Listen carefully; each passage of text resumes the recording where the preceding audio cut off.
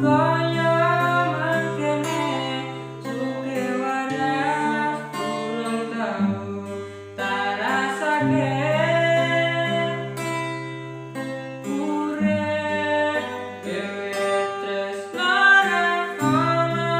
sing kabeh butuh sabar mung dianggep wong sepele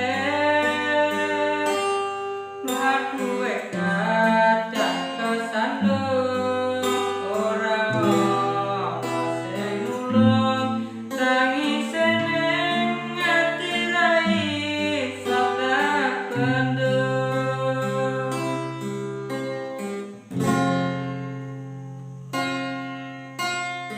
Duh abote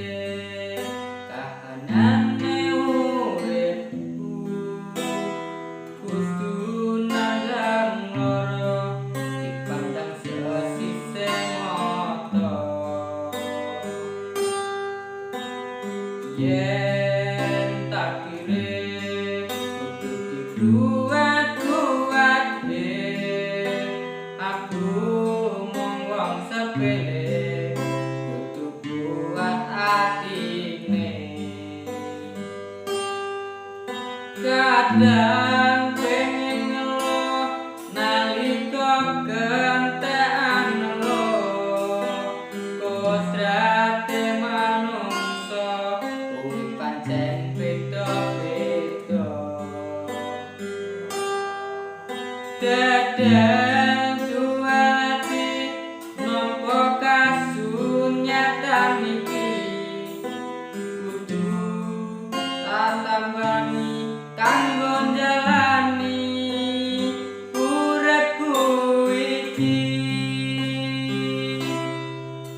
jujur sedih uripku kaya mangkene suke waras durung tau tak rasake urip dhewe tresno ono sing kabeh butuh sabar mung dianggep wong sepele mlaku kadang kesandung ora ono sing nulung tangise ning ati ra iso tak bendung.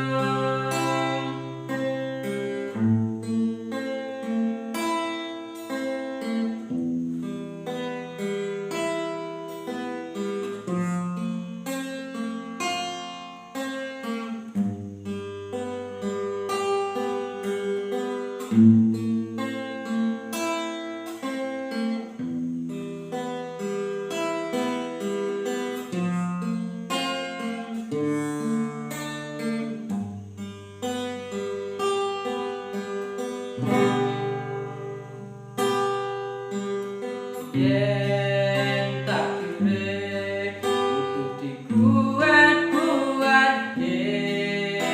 aku mung wong sepele